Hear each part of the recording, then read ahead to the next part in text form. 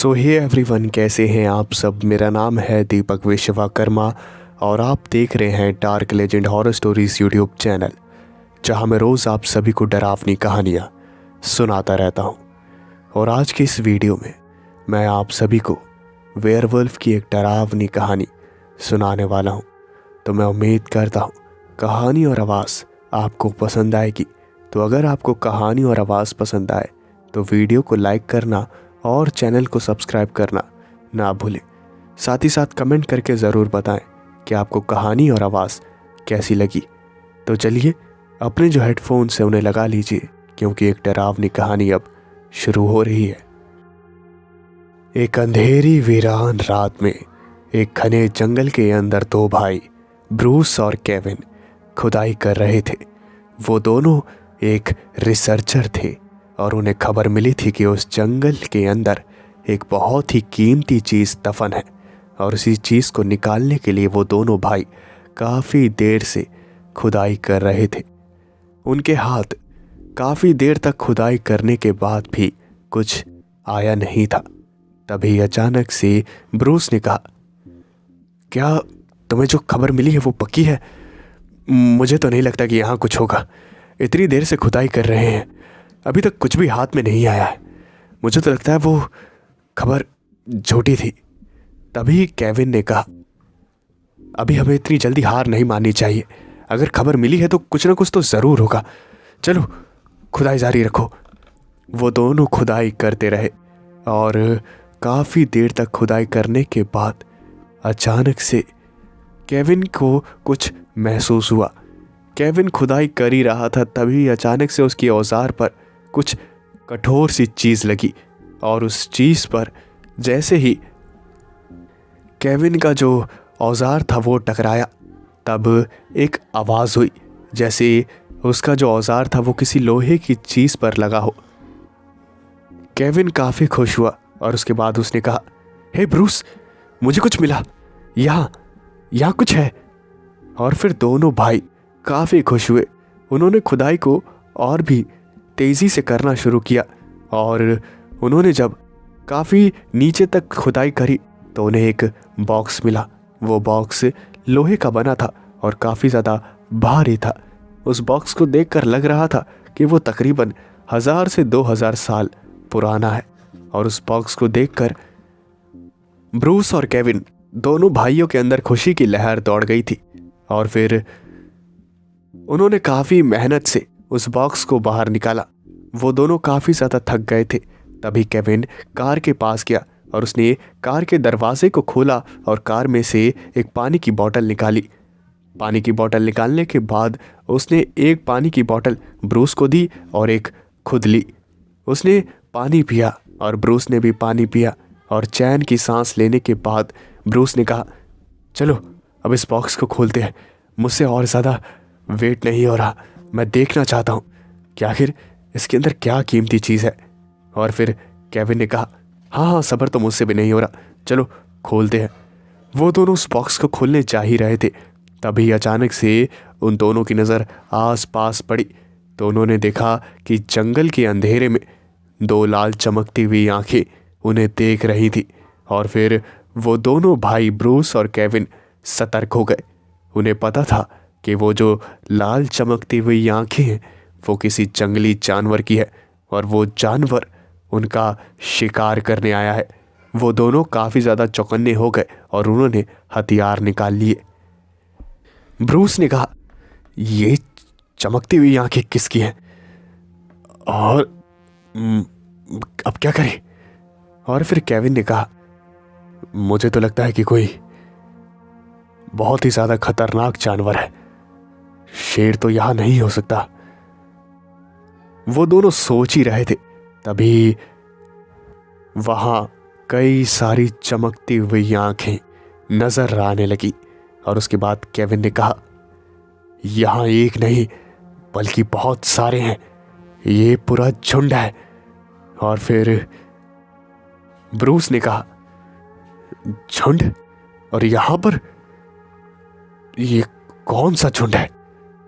और तभी केविन ने कहा, भेड़िया।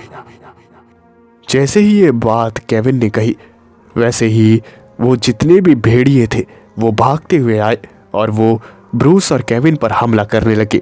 ब्रूस और केविन के पास हथियार थे। उन्होंने हथियार चलाना शुरू कर दिया। उनके पास काफ़ी आधुनिक गन्स थी, जिसकी वजह से उन्होंने अंधाधुंध फायरिंग कर दी और काफ़ी भेड़िए घायल हो गए। वो भेड़ियों का झुंड बहुत ही ज़्यादा बड़ा था और काफ़ी देर तक उन भेड़ियों का सामना करने के बाद केविन और ब्रूस को इस बात का पता चल गया था कि वो भेड़ियों से नहीं जीत सकते। इसलिए उन्होंने समझदारी दिखाते हुए उस बड़े से बॉक्स को कार के अंदर रखा और कार के अंदर बैठ के उन्होंने कार को स्टार्ट किया और वहां से निकल गए। जंगल से बाहर निकलने तक वो भेड़ियों का झुंड केविन और ब्रूस का पीछा करता रहा। ब्रूस ने कहा, ये कितने खतरनाक है, ये तो हमारा पीछा छोड़ ही नहीं रहे। तभी केविन ने कहा, तुम सिर्फ जंगल से बाहर ले चलो, ये जंगल के बाहर हमारा पीछा नहीं करेंगे। वो दोनों जैसे तैसे कार को लेकर जंगल के बाहर पहुंचे और वो जब घर पे आए तो वो बहुत ही ज़्यादा थके हुए थे। उन्होंने उस बॉक्स को अपने घर में एक सेफ जगह पर रखा और थकावट की वजह से उन्होंने फैसला किया कि वो उस बॉक्स को सुबह खोलेंगे। और ये फैसला करने के बाद उन्होंने शावर लिया और थोड़ा बहुत खाने के बाद वो अपने अपने बेड पर लेट गए। लेकिन दोनों में से किसी को भी नींद नहीं आ रही थी, क्योंकि उनके मन में एक सवाल चल रहा था, आखिर उस बॉक्स के अंदर है क्या। और यही सवाल उन्हें सोने नहीं दे रहा था। तभी ब्रूस ने उठकर कहा, हे केविन, यार मुझसे वेट नहीं हो रहा, अगर एक बार देख लेंगे कि आखिर बॉक्स में क्या है तो शायद नींद आए। और फिर केविन ने कहा, हाँ यार मुझे भी नींद नहीं आ रही, चलो पहले खोल के देखते हैं। वो दोनों भाई खड़े हुए और बॉक्स के पास गए। उन्होंने उस बॉक्स को खोला तो अंदर जो उन्होंने देखा, उसे देखने के बाद वो दोनों हैरान रह गए, क्योंकि उस बॉक्स में सिर्फ एक लॉकेट था और वो लॉकेट बहुत ही ज़्यादा चमक रहा था। उस लॉकेट को देखकर ब्रूस ने कहा, एक लॉकेट, वो भी इतने बड़े बॉक्स में? लगता है इस लॉकेट में जो हीरा लगा है वो बहुत ही ज़्यादा कीमती है। हमें पता लगाना पड़ेगा इस हीरे के बारे में। क्या हमें किसी ज्वेलर के पास जाना चाहिए? और फिर केविन ने कहा, हाँ ज्वेलर के पास तो नहीं, हमें किसी एक्सपीरियंस वाले बंदे के पास जाना चाहिए जिसे हिस्ट्री की काफ़ी अच्छी नॉलेज हो, वही इस लॉकेट के बारे में बता सकता है। अभी तो नहीं, अब सुबह ही चलेंगे और पता लगाएंगे इस लॉकेट के बारे में। वो दोनों सो गए और रात के तकरीबन 3 बजे ब्रूस की आंखें खुली तो उसने जो देखा उसे देखकर उसे अपनी आंखों पर यकीन नहीं हुआ। ब्रूस ने केविन को उठाकर कहा, हे केविन, केविन उठो, उठो जरा देखो। केविन और ब्रूस ने देखा कि वो जो लॉकेट था वो बहुत ही ज़्यादा चमक रहा था और उसकी रोशनी से पूरा जो कमरा था वो रोशन हो गया था। केविन और ब्रूस ने ऐसी चीज़ कभी नहीं देखी थी। और उसके बाद केविन ने कहा, यार ये है क्या, इतना ग्लो, बहुत ज़्यादा ग्लो है इसमें तो। मुझे तो लगता है कि हमें बहुत ही ज़्यादा कीमती चीज़ मिल गई है। अब बस हमारी ज़िंदगी संवर जाएगी। ब्रूस ने कहा, मैं तो इंतज़ार ही नहीं कर पा रहा। सुबह सुबह इसे जब रिसर्चर को दिखाऊंगा तो पता नहीं रिसर्चर का क्या रिएक्शन होगा। वो दोनों सो गए और सुबह सुबह ब्रूस की आंखें खुली तो उसने उठकर अंगड़ाई ली और उसके बाद वो जैसे ही खड़ा हुआ तो उसने देखा कि वहाँ बगल में, और फिर ब्रूस को लगा कि शायद केविन रेडी हो रहा होगा। ब्रूस ने केविन को आवाज़ दी, लेकिन बदले में कोई जवाब नहीं आया। ब्रूस ने केविन को पूरे घर में ढूंढा, लेकिन केविन ब्रूस को कहीं भी नहीं मिला। उसके बाद ब्रूस ने केविन का जो फ़ोन था उसे ट्राई किया, लेकिन उसका फ़ोन भी नहीं लग रहा था। ब्रूस को कुछ समझ नहीं आ रहा था कि आखिर केविन गया तो गया कहाँ। ना ही उसका फ़ोन लग रहा था, ना ही उसके बारे में कुछ पता चल रहा था कि वो कहाँ गया है।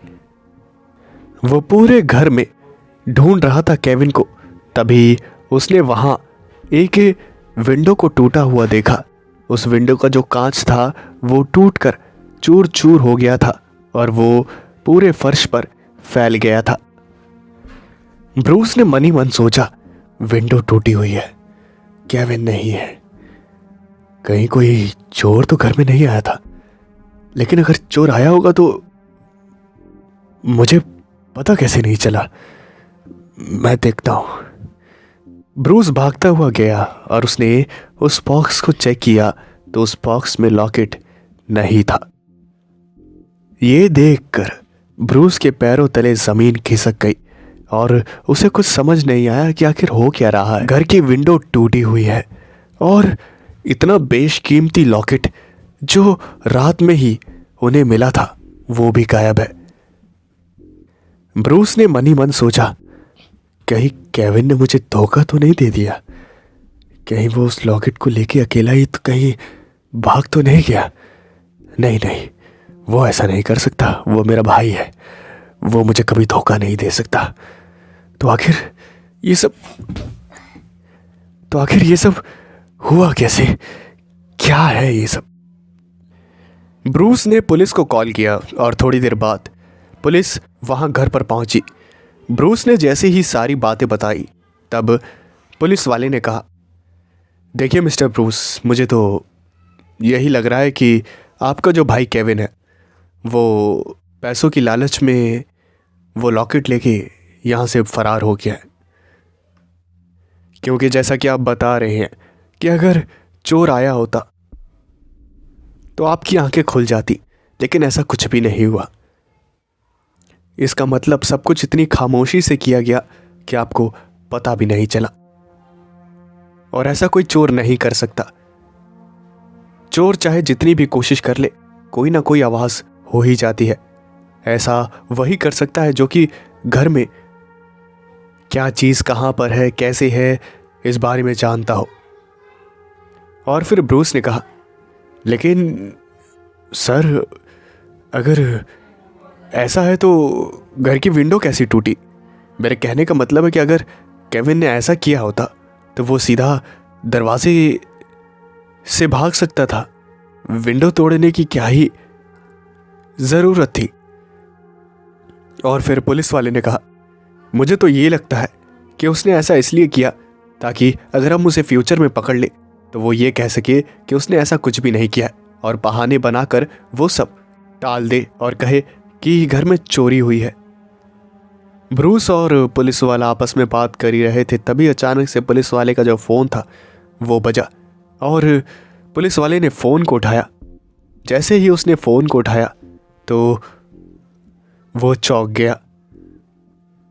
उसने फ़ोन को रखते हुए कहा, जी मैं आ रहा हूं अभी। पुलिस वाले को इतने शॉक में देखकर ब्रूस काफ़ी हैरान हुआ और ब्रूस ने कहा, क्या हुआ सर, आप इतना शॉक क्यों हो गए?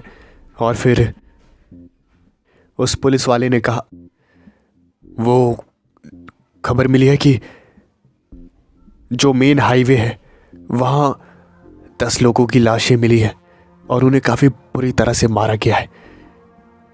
तो मैं वहीं पर इन्वेस्टिगेट करने जा रहा हूँ। आपका जो केस है उसे मैं पुलिस स्टेशन में भिजवा देता हूँ, वहाँ बाकी के जो इंस्पेक्टर हैं वो आपके केस को हैंडल कर लेंगे।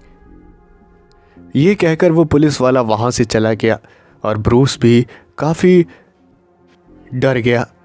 आखिर 10 लोगों का कत्ल कौन कर सकता है? ब्रूस ने टीवी ऑन किया और टीवी पे वही ब्रेकिंग न्यूज़ आ रही थी। उन लोगों का जो मर्डर था वो काफ़ी बेरहमी से किया गया था। उनमें से कई लोगों के शरीर के जो टुकड़े थे वो गायब थे। किसी का सर गायब था, किसी का हाथ, किसी का पैर और किसी का पूरा आधा शरीर। देखने वाला अगर कमज़ोर दिल का हो तो उसे हार्ट अटैक आ जाए, इतनी बुरी मौत वो सब लोग मरे थे। वो न्यूज़ देख ही रहा था, तभी ब्रूस के दिमाग में आया कि अगर केविन उसे धोखा दे रहा है और वो अकेले ही लॉकेट को हड़पना चाहता है तो वो पक्का सबसे पहले उस लॉकेट के बारे में जानकारी लेने के लिए सबसे एक्सपीरियंस्ड रिसर्चर के पास गया होगा। और पूरे शहर में एक ही ऐसा रिसर्चर था जो कि सबसे ज़्यादा एक्सपीरियंस वाला था। ब्रूस ने घर को बंद किया और एक विंडो रिपेयर करने वाले को बुलाया।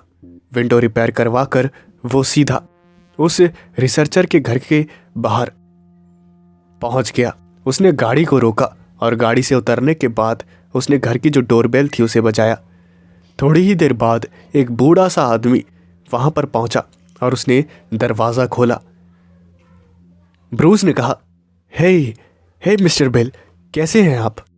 और फिर उस रिसर्चर ने यानी कि मिस्टर बेल ने कहा, या मैं ठीक हूँ ब्रूस, आई एम राइट? और फिर ब्रूस ने कहा, यस सर, मैं ब्रूस हूँ, क्या मैं अंदर आ सकता हूँ? और फिर मिस्टर बिल ने कहा, हाँ क्यों नहीं, आओ अंदर आओ, बैठो, मैं तुम्हारे लिए कुछ पीने के लिए लेकर आता हूँ, काफ़ी दूर से आए हो। और फिर मिस्टर बिल ब्रूस के लिए पीने के लिए जूस लेकर आए और ब्रूस ने कहा, thank you so much mister bill, but मुझे आपसे कुछ पूछना है। क्या कोई लड़का अभी मतलब थोड़े वक्त पहले आया है आपके पास, कोई लॉकेट लेके आया उसकी जानकारी लेने के लिए? और फिर उस बूढ़े से आदमी ने कहा, नहीं, आज तो कोई भी नहीं आया, मैं अभी उठा हूं और मैंने ब्रेकफास्ट किया है। वैसे तुम ये सब क्यों पूछ रहे हो? और फिर ब्रूस ने कहा, नहीं, बस कुछ प्रॉब्लम हो गई थी इसलिए पूछ रहा हूँ। Thank you so much mister bill, आपने मुझे अपना कीमती वक्त दिया, मैं आपसे बाद में मिलता हूँ। ब्रूस वहाँ से जा ही रहा था, तभी अचानक से उसकी नज़र एक ऐसी चीज़ पर पड़ी जिसे देखने के बाद वो उसके होश उड़ गए। ब्रूस के कदम जो थे वो रुक गए और ब्रूस ने गुस्से में कहा, मिस्टर बिल, आप झूठ क्यों कह रहे हैं कि सुबह से कोई आपके घर पर नहीं आया? और फिर मिस्टर बिल ने कहा, यह तुम कैसी बातें कर रहे हो, मैं भला झूठ क्यों बोलूँगा, मैं सच कह रहा हूँ, तुम मेरे घर पर आने वाले पहले व्यक्ति हो। और फिर ब्रूस ने कहा, अच्छा, तो मैं आपके घर पर आने वाला पहला व्यक्ति हूँ। हाँ, तो आप मुझे क्या एक बात बताएंगे, अगर मैं आपके घर पे आज आने वाला पहला व्यक्ति हूँ तो आपके घर में मेरे भाई केविन की रिंग क्या कर रही है? और फिर जैसे ही मिस्टर बिल ने उस रिंग को देखा तो उसके माथे पर पसीना आ गया और उसे कुछ समझ नहीं आया। मिस्टर बिल ने कहा, रिंग? ये तो मेरी रिंग है, तुम्हें कोई गलत फहमी हुई है, ये मेरी रिंग है, मैं इसे कब से ढूंढ रहा था, खो गई थी, थैंक यू सो मच। और फिर ब्रूस ने कहा, ओह, तो ये आपकी रिंग है? अच्छा, एक मिनट ज़रा रुकिए। ब्रूस वो रिंग लेकर मिस्टर बिल के पास आया और उसने मिस्टर बिल का हाथ पकड़ा और वो जो रिंग थी वो मिस्टर बिल को पहनाने लगा और वो जो रिंग थी वो मिस्टर बिल के हाथ में फिट आ ही नहीं रही थी। और फिर ब्रूस ने कहा, अगर ये आपकी रिंग है मिस्टर बिल तो क्या आप मुझे बता सकते हैं ये आपके हाथ में फिट क्यों नहीं आ रही है? और फिर मिस्टर बिल ने कहा, अरे अरे ये ये रिंग बहुत पुरानी है। हाँ बहुत पुरानी है ये। पहले फिट आती थी, अब नहीं आती। तभी ब्रूस ने मिस्टर बिल को टोकते हुए कहा, और कितना झूठ बोलेंगे आप? आपके लिए जो इज्जत थी मेरे मन में, उसे कितना कम करेंगे मिस्टर बिल? और फिर वो जो मिस्टर बिल थे, उन्होंने ब्रूस को देखते हुए कहा, मुझे माफ़ कर दो।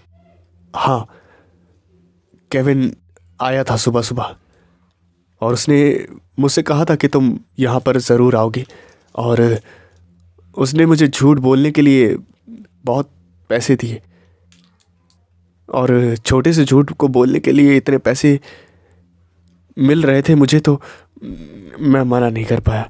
मुझे माफ़ कर देना।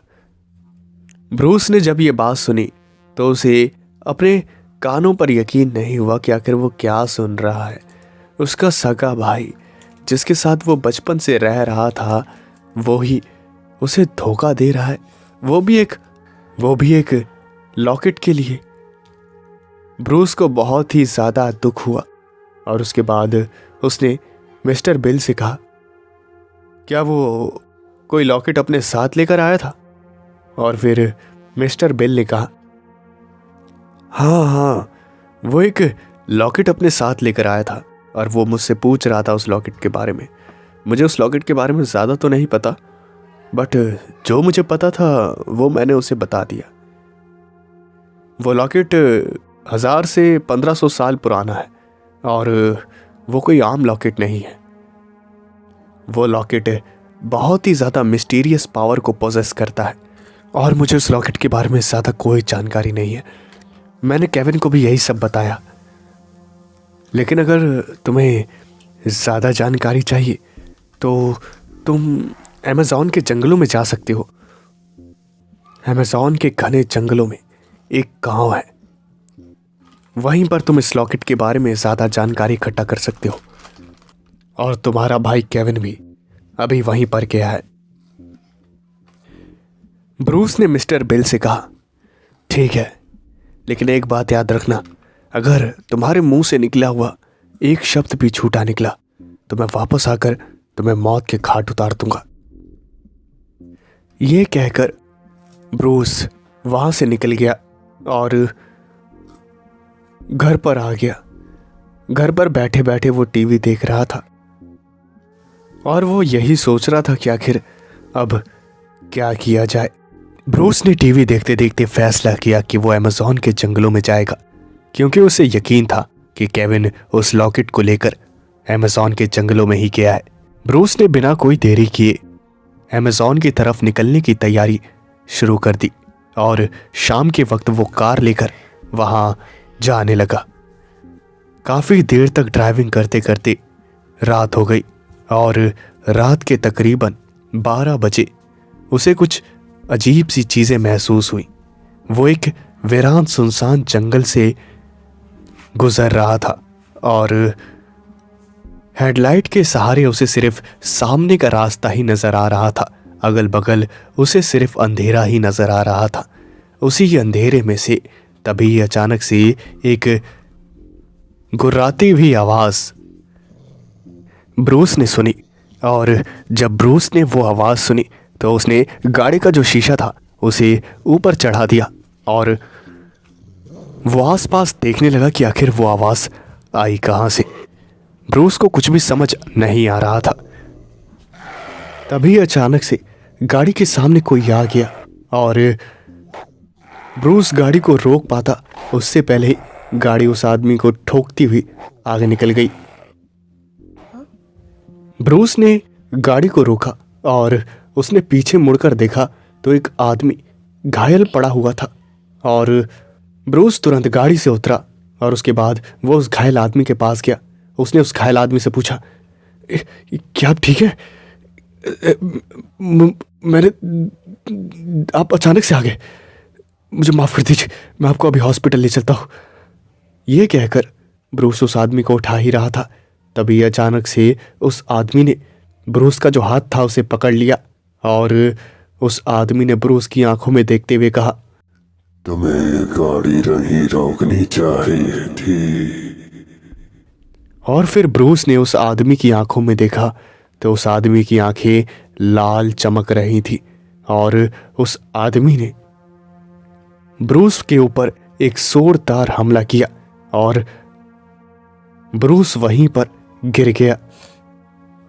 वह अपनी जान बचाने के लिए कार की तरफ भाग ही रहा था, तभी उससे पहले वहां पीछे से चिल्लाने की आवाज आई। ब्रूस ने उसके बाद जो देखा वो यकीन करने लायक नहीं था। वो जो आदमी था जो कि ठोकर लगने की वजह से घायल हो गया था, वो गुर्रा रहा था और गुर्राते गुर्राते वो चिल्लाने लगा। उसके शरीर पर ढेर सारे बाल आने लगे और वो देखते ही देखते एक मानव भेड़िया में बदल गया। ब्रूस तुरंत अपनी कार के अंदर बैठा और उसे फुल स्पीड में वहां से लेके निकला। ब्रूस ने साइड मिरर में देखा तो वो भेड़िया मानव उसी का पीछा कर रहा था और कई किलोमीटर तक वो भेड़िया मानव कार का पीछा करता रहा। उस रात ब्रूस की जान काफी मुश्किल से बची और उसके दिमाग में एक गहरा सदमा लग गया था। उसने जो कुछ भी देखा था वो बहुत ही ज्यादा डरावना था। उसने अपनी गाड़ी एक होटल के पास रोकी और तुरंत होटल के अंदर भागा। रिसेप्शन पर वो भागते हुए गया और रिसेप्शनिस्ट ने जब ब्रूस से पूछा कि आखिर बात क्या है, तो ब्रूस ने जो बताया उसे सुनकर किसी को भी उसकी बातों पर यकीन नहीं हुआ और ब्रूस को भी समझ आ गया कि कोई भी उसकी बातों पर यकीन नहीं करेगा। इसलिए उसने चुपचाप से उस होटल में एक रूम लिया और रूम के अंदर चला गया। रात के वक्त वो कमरे में सोच रहा था कि आखिर जो कुछ भी उसने देखा वो सब क्या था। अपनी आंखों के सामने ये सब होने के बाद भी ब्रूस चीजों को एक्सेप्ट नहीं कर पा रहा था। एक तरफ ये सदमा, दूसरी तरफ केविन कहाँ गया इसकी चिंता। ब्रूस बहुत ही ज्यादा परेशान हो गया था। रात के वक्त वो जैसे तैसे सोया और जब वो सो रहा था तभी अचानक से उसका फोन बजा और फिर नींद में ही ब्रूस ने फोन उठाया, लेकिन सामने से जो आवाज आई उसे सुनने के बाद ब्रूस को अपने कानों पर यकीन नहीं हुआ। उसने सुना, मेरा पीछा करने की हिम्मत भी मत करना वरना मारे जाओगे, समझे तुम। और इतना बोलते ही सामने से फोन कट हो गया और ब्रूस की जो नींद थी वो उड़ गई। उसे कुछ समझ नहीं आया कि आखिर ये सब क्या था। ब्रूस ने जिस नंबर से फोन आया था उस पर वापस कांटेक्ट करने की कोशिश करी, लेकिन वो नंबर बार बार स्विच ऑफ बता रहा था। उस कॉल के बाद ब्रूस को पूरी रात नींद नहीं आई और वो सवालों के घेरे में सोचता रहा। सुबह हुई और सुबह सुबह ब्रूस रिसेप्शनिस्ट के पास गया और वो कुछ बोल पाए उससे पहले ही उसने रिसेप्शन वाले को बोलते हुए सुना, यार ये शहर में तुम्हें पता है क्या हो रहा है? रात को एक वेयरवुल्फ घूम रहा है। मैंने कल रात न्यूज़ में देखा, उसने काफ़ी लोगों की जान भी ले ली है। और तुम्हें याद है रात में एक एक एक आया था पर्सन जिसने रूम लिया हुआ है ऊपर, वो भी तो कुछ ऐसी ही बातें बता रहा था। और फिर होटल का जो स्टाफ था वो भी कह रहा था, हाँ मैंने सुना है। मुझे तो लगता है कि ये जो कुछ भी है ये सच है। ये हमने रात में उस आदमी के ऊपर भरोसा नहीं किया, शायद वो सच कह रहा था। और फिर ब्रूस ने वहां पर आकर कहा, क्या आप मुझे बता सकते हैं कि ये जो अमेज़न का जंगल है मुझे वहां पर जाना है और वहां पर कैसे जाया जाएगा? और फिर उस रिसेप्शन वाले ने कहा, क्या आपको अमेज़न के जंगलों में जाना है? क्या आपका दिमाग खराब है? आपको क्या पता नहीं है कि अमेज़न के जंगल कितने खतरनाक होते हैं। वहाँ सूरज की किरणें भी बहुत मुश्किल से पहुँचती है और आपको वहाँ पर जाना है। वहाँ दिन में भी जाना खतरे से खाली नहीं है। वहाँ तरह तरह के लोग रहते हैं। वहाँ पर मत जाइए आप। और आप वहाँ पर जाकर क्या करेंगे? और फिर ब्रूस ने कहा, मुझे एक ज़रूरी काम है और उस काम के लिए मुझे वहाँ जाना ही पड़ेगा। प्लीज़ आप समझने की कोशिश करिए। और फिर उस रिसेप्शनिस्ट ने कहा, देखिए हमें माफ़ करिए, हम कुछ नहीं बता सकते आपको। और फिर ब्रूस ने अपनी जेब में हाथ डाला और कुछ पैसे निकाले और उस रिसेप्शन वाले की तरफ बढ़ाते हुए कहा, देखिए मेरा वहाँ जाना बहुत ही ज़्यादा ज़रूरी है और प्लीज़ बता दीजिए। उस रिसेप्शनिस्ट ने पैसों को रख लिया और उसके बाद उस रिसेप्शन वाले ने कहा, देखिए अगर आपको जाना है तो मेरे पास एक ऐसा बंदा है जो कि टैक्सी चलाता है। वो आपको अमेज़न के जंगलों के बाहर तो छोड़ देगा लेकिन उसके अंदर नहीं जाएगा। उसके बाद आपके ऊपर है कि आपको क्या करना है। और मैं आपको पहले ही बता रहा हूँ, वहाँ जाना खतरे से खाली नहीं है और कुछ भी अगर आपको होता है तो उसके जिम्मेदार हम नहीं होंगे। और फिर ब्रूस ने कहा, ठीक है कोई बात नहीं, आप उस टैक्सी ड्राइवर को बुला लीजिए, मैं अभी जा रहा हूँ। थोड़ी ही देर बाद वहाँ पे वो टैक्सी ड्राइवर आ गया और ब्रूस अपना सामान लेकर तैयार था।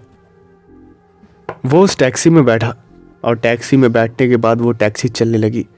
काफ़ी देर सफ़र करने के बाद वो एक घने वीरान जंगल के पास आकर रुकी और उसके बाद उस टैक्सी ड्राइवर ने कहा, देखिए साहब ये रहा जंगल, इसके आगे आपको ही जाना है। और फिर ब्रूस नीचे उतरा और वो जंगल की तरफ बढ़ ही रहा था। तभी उस टैक्सी ड्राइवर ने कहा, सोच लीजिए साहब, अगर आप एक बार इस जंगल के अंदर घुस गए तो आपका बाहर निकलना बहुत ही ज़्यादा मुश्किल हो जाएगा। क्या आप अभी भी उसमें जाना चाहते हैं? और फिर ब्रूस ने कहा, तुम यहाँ से अब जाओ और जो मेन रोड है वहाँ मेरा इंतज़ार करो, मैं तुम्हें वहीं मिलूँगा। उस टैक्सी ड्राइवर ने कहा, मैं ज़्यादा देर तक आपका इंतज़ार नहीं करूँगा, आपके पास शाम तक का वक्त है, अगर आप नहीं आए तो मैं वापस चला जाऊँगा। ब्रूस ने यह बात सुन ली और उसके बाद वो जंगल के अंदर जाने लगा। जंगल के अंदर के डरावने नज़ारे को देखकर वो भी सोच में पड़ गया कि क्या वो जो कर रहा है वो सही है या नहीं। लेकिन उसके पास कोई रास्ता नहीं था। अगर उसे केविन के बारे में पता लगाना है और उसे उस लॉकेट के बारे में जानना है तो उसे उस जंगलों में जाना ही पड़ेगा। और ये बात वो अच्छी तरह से जानता था। वो जंगल के अंदर घुसा जा रहा था और साथ ही साथ निशान लगाया जा रहा था ताकि वो वापस लौट कर आ सके। ब्रूस मनी मन सोच रहा था, अरे मिस्टर बेल ने आखिर उस गांव के बारे में बताया था, क्या नाम था उसका? हाँ, ग्रेव विलेज। ग्रेव विलेज कह रहे थे वो कुछ। हाँ, मुझे वहीं जाना चाहिए। ब्रूस आके बढ़ ही रहा था, तभी वहां पर उसे कुछ आदिवासी दिखे और ब्रूस ने आवाज लगाते हुए कहा, जरा सुनिए, क्या आप मुझे सुन पा रहे हैं? मुझे आपसे कुछ पूछना है। और फिर वो आदिवासी ब्रूस को देखने लगे और उन आदिवासियों ने ब्रूस को देखते हुए कहा,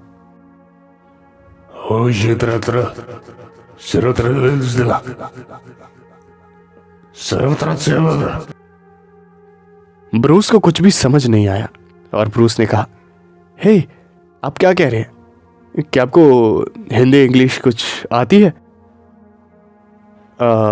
एक मिनट, मैं आपको समझाने की कोशिश करता हूँ।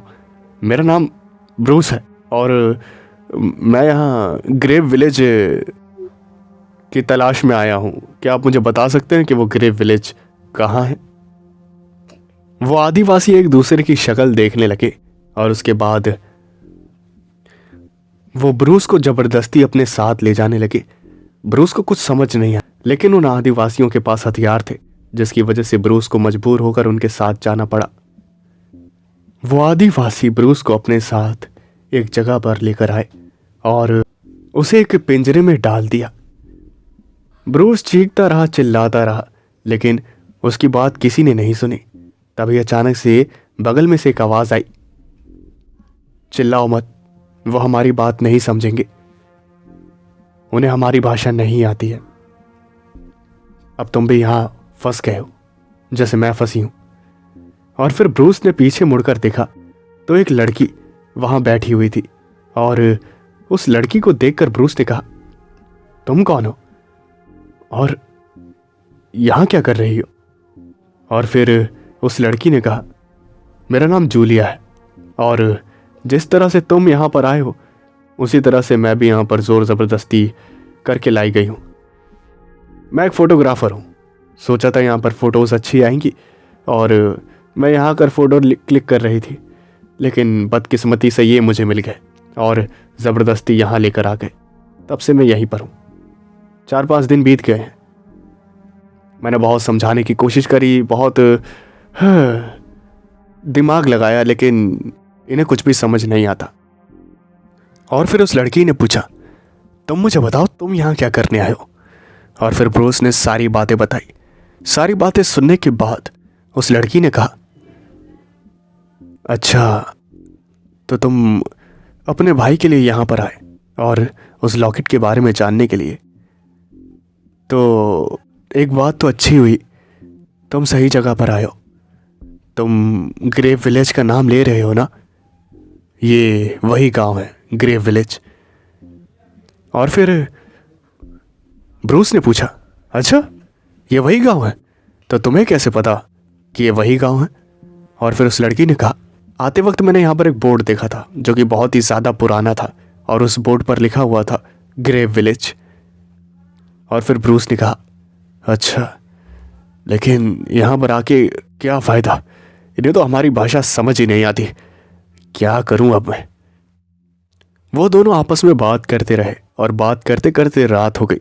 रात के वक्त वहाँ पर आग जलाई गई और सारे जो आदिवासी थे वो सब अपना नाच गा रहे थे।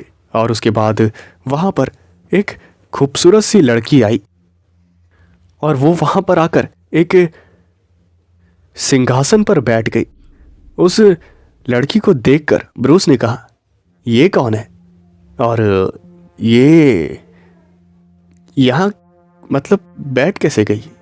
क्या ये यहाँ की महारानी है?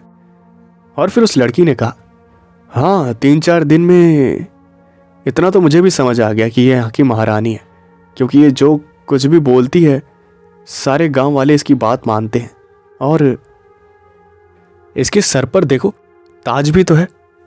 और फिर ब्रूस ने कहा, ताज छोड़ो, लेकिन कितनी खूबसूरत है ये, मुझे तो काफ़ी पसंद आई। और फिर उस लड़की ने मुंह बनाते हुए कहा, मुझे तो पता था तुम जितने भी लड़के हो ना सब एक जैसे होते हैं। लड़की देखी नहीं मुंह मारना शुरू। जान कैसे बचाएं ये सोचो।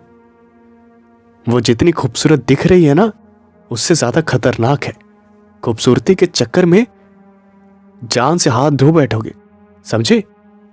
और फिर वो जो लड़की थी जो कि वहां की गांव की महारानी थी, वो खड़ी हुई और पिंजरे के पास आई। उसने ब्रूस को देखा और कुछ कहने लगी। ब्रूस और उस लड़की को कुछ भी समझ नहीं आया और गांव के लोग और वो महारानी आपस में बात करने लगे।